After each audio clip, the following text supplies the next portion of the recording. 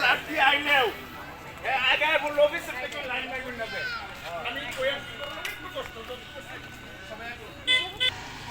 বললা রাখছি সুপার দোকান লাগা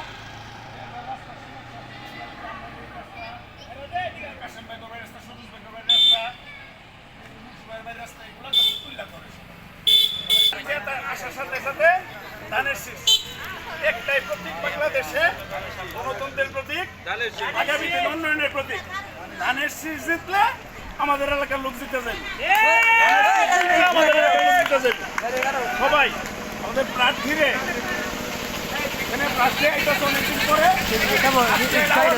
বুঝাইতে হইব দামাইলের মধ্যে আমাদের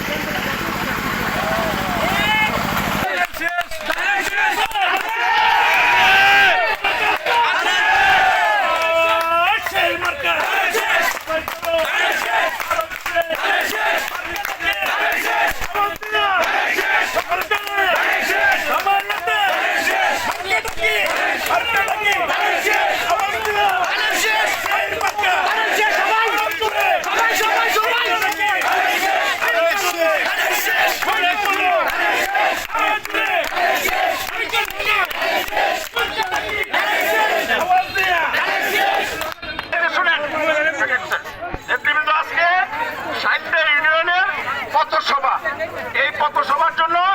আমাদের বিএনপি মনোনীত প্রার্থী আমাদের সেই কাঙ্ক্ষিত প্রতীক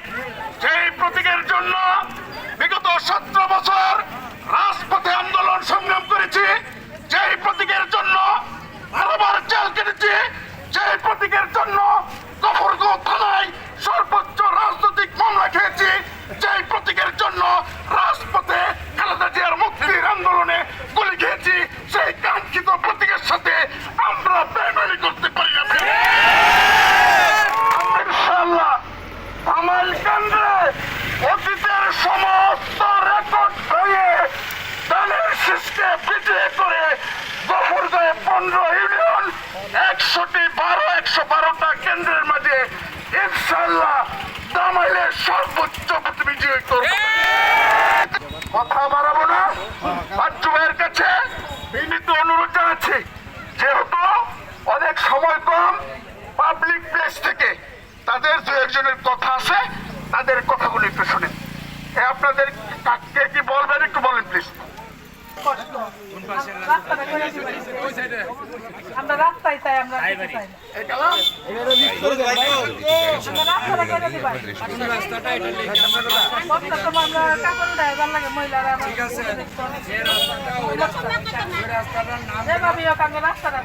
রাস্তার নাম দিদার আমাকে লিখে দেয়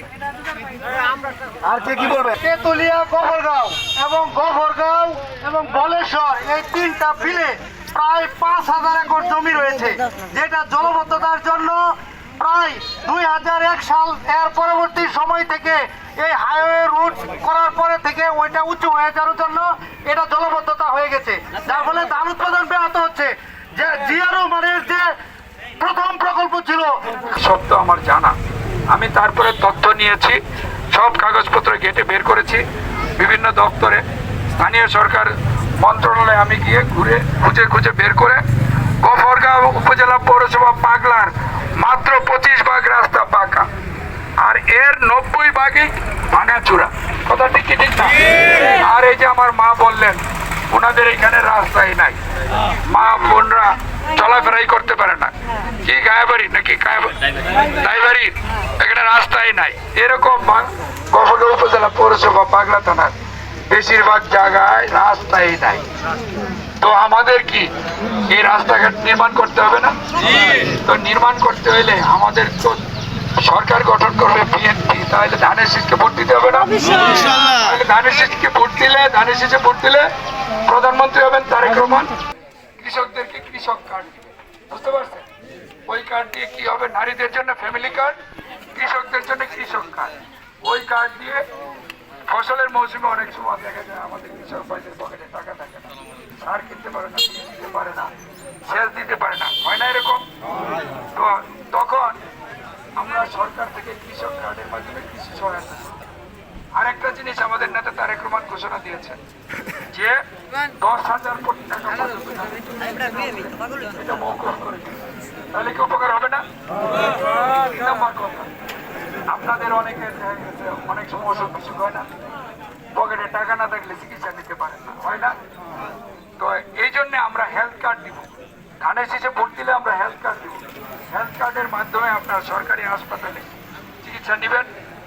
আবার সরকারি হাসপাতালে সিট খালি না থাকলে বেসরকারি হাসপাতালে চিকিৎসা নেবেন। আমরা সরকার থেকে বেসরকারি হাসপাতালের সাথে চুক্তি হবে, আমরা সরকার থেকে অর্থ পরিশোধ করব, ঠিক আছে না? আর আপনাদের বলি, গফরগাঁওয়ে প্রায় 6,86,000 মানুষ, 4,09,000 ভোটার, মাত্র একটা 50 শয্যা হাসপাতাল। এই হাসপাতাল দিয়ে কি এই 7 লাখ মানুষের স্বাস্থ্য সেবা দেওয়া যায়? আমি এই হাসপাতালটাকে ইনশাল্লাহ আপনারা যদি ধানের শীষে ভোট দিয়ে বিজয়ী করেন, আমি 200 শয্যা হাসপাতাল করবো ইনশাল্লাহ। আর গফরগাঁয়ে আপনারা রাস্তার যে দাবি করছেন, আমি আপনাদেরকে বলি, আমি এমপি হওয়ার আগেই 5ই আগস্টের পরে আমি গফরগাঁয়ে কত পার্সেন্ট রাস্তা পাকা, কত পার্সেন্ট কাঁচা,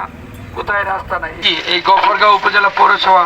পাগলা থানা কি আরো ভাঙা দরকার না গড়া দরকার?